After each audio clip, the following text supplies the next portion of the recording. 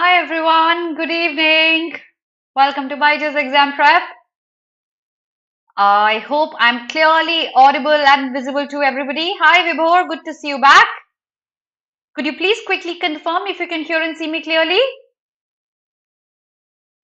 Very good evening everyone. Am I clearly audible, visible to everybody? Hi, good evening Akansha. I hope everything's good. Yes, thank you Akansha. Okay, good evening Neetu, Vibhor, good to see you guys back. So finally, CUET starts tomorrow, and there must be some anxiety in your minds because it's a new pattern that emerges. New universities are added. Will you make it through or not? Many questions in the mind. This session aims at, making you calmer, making you more prepared. Finally, the last minute tips and tricks that you need to remember. No questions. We'll not solve any questions. We've done a lot of them. So we'll focus on how to think appropriately in the last moment. What are the things we need to keep in mind before we sit for the CUET that starts tomorrow? So let's commence with our session. The agenda is how do we attempt the paper at the first go, because it's a new pattern. I'll be teaching you what should the pattern be. Let me change the color of the pen. Give me a second. This looks better. Yeah. So we'll see how do we attempt the paper because it's a new pattern. We'll also understand how to manage the time because that's also a tricky thing. And other things, what are the do's, don'ts, things that you need to keep in mind, things that you should not do during CUET. So we'll be talking about all these things. Now let's quickly have a recap of what, that's very good, Bhuvan. You shouldn't. Okay. So here we go. So now let's quickly have a recap of what exactly the pattern is. Is it going to be online, offline? So it's going to be an online examination and it commences from tomorrow. It will go till roughly the 10th of August. Okay. And depending on the schedule that you have received, the date that you have received, you're going to be sitting for this examination accordingly. There are going to be many slots, and out of the slots, you'll be given one of that. This will also be conducted in 13 languages. Whatever language that you have chosen, very likely you've chosen English. So accordingly, we'll be addressing the session according to the language that you've chosen. Now, you will have these sections, the 3 sections, and you'll be tested on each of the sections. And remember, there's a time bifurcation for each section. So if you look at the first section will have A and B. You'll have languages and you'll have 45 minutes for the first section. The second section will have 45 minutes and the third section will have 60 minutes. Now, there's a big catch here because the first section, the second section, and the third section will have varied kind of questions coming in. So your right strategy actually matters a lot here because if you fail to strategize your test taking pattern, you may be in a situation where you might regret, I might have performed better. And I don't want you guys to be in a situation of regretting. You need to know this is my plan. I have my plan in my head, so nothing can stop me. My preparation is done. If my planning is inappropriate, your exam is on 20th, okay. So Chandranshu, it's on 20th. The same thing goes for you as well. 15th, 20th, whatever date is, everything goes for everyone here. So remember, you need to make a strategy before you start your paper. I'll explain what the strategy should be because if you don't have a strategy, you'll start with the first question and then you'll go on, and that's the worst thing to do. Remember my words. I've been teaching for competitive examinations for the last 12 years. Remember my words. If you start with the first question without a strategy, you are bound to mess up with this examination because it's a new pattern that is emerging this year. So make a strategy in your head. I help you how the strategy is supposed to be made. Just remember, you have +5 for every correct and -1 for every incorrect. So you just can't mark randomly every answer. Remember, you have a negative marking here. Mark only those answers where you're sure of the answer. You can take some risk here and there when you think, okay, I vaguely remember the answer. I think I can take some risk. If you've already given many mocks, you know how your risk-taking ability is. For everyone who's not sitting for CUET tomorrow, your examination is later on, make sure you give your mock so that you know how much risk you can take, how accurate you are with risk taking, and accordingly you can mark more questions. If you are poor with risk taking, Don't mark a lot of, restrain your attempts. Okay. So now time management, as I had said, just a minute. Strategizing your paper is really, really, really important, because if you start with the first question, what can go wrong here?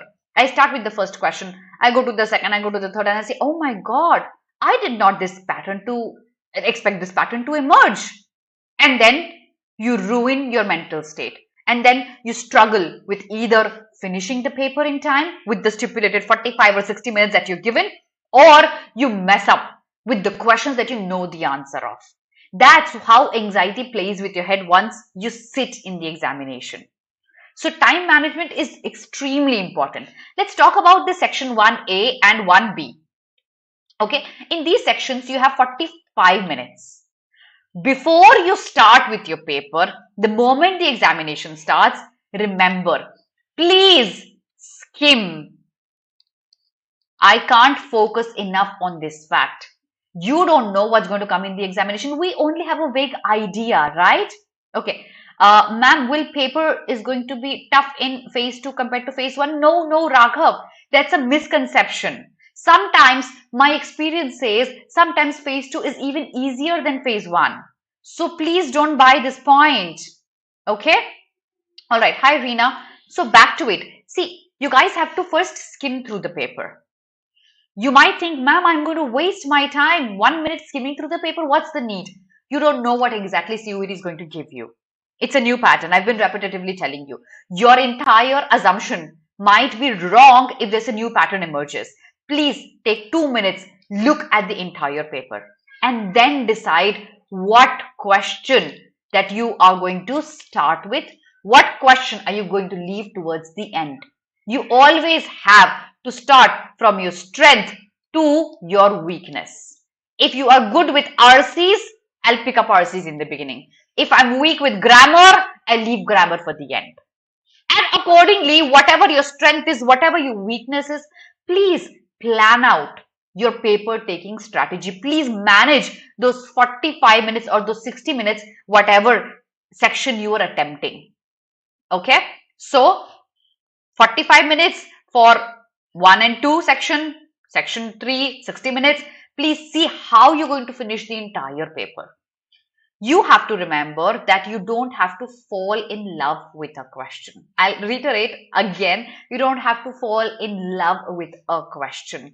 So if you think you're stuck with a question, leave it then and there. You can leave it towards the end. So pre-decide how much time you're going to give to RC. So probably 5 minutes to RC.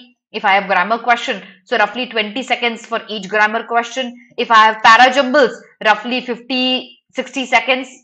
Okay, that's 1 minute for a para jumble question. Divide your time accordingly. Whatever comes up, solve your paper accordingly. Okay, let's discuss about how should we attempt the paper.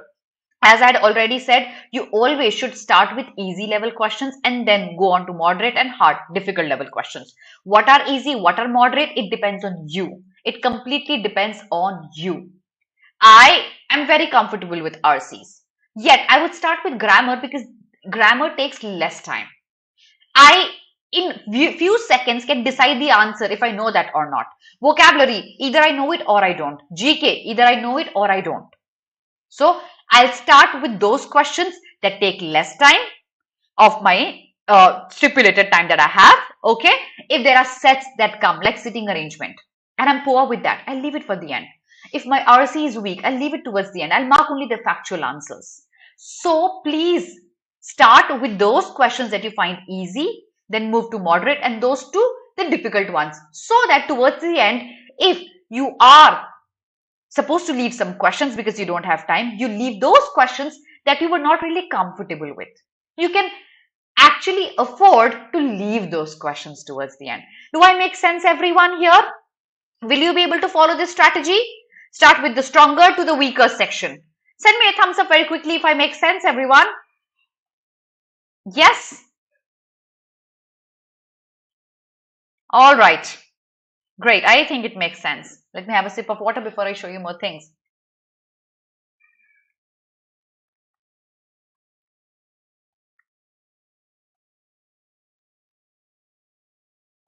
All right. Some people are saying that exam in August will be hard. No, I think that's a misconception. Okay. Let's move on. So I love this rule. 2020 rule. Any question that takes more than 20 seconds and you're still unable to figure out the answer, leave the question then and there. Did I tell you don't fall in love with the question? You don't have to marry the question. 20 seconds, you still are unable to figure out the answer, leave it towards the end. If you have time towards the end, you can come back to the question. This urge comes in the mind. I'm sure all of you have been there, done that. I've given it 20 seconds. I can give it a few more minutes. I'm almost there to the answer. But I don't know what the answer is. This is a trap. Don't fall for this trap. Remember my 2020 rule? First 20 seconds, you still don't know what the question talks about, leave it. If you know what the question talks about, few more seconds you can find the answer. You can give it few more seconds. If an RC, if you've read the RC, you've given it 2 minutes, you've read the RC and you still don't know what it talks about, you can probably mark the factual questions and leave the remaining questions. Don't attempt the inference questions. Don't attempt the main idea, tone, theme based questions. Same goes for critical reasoning, assertion, reason, assumption, confusions. Same goes for that.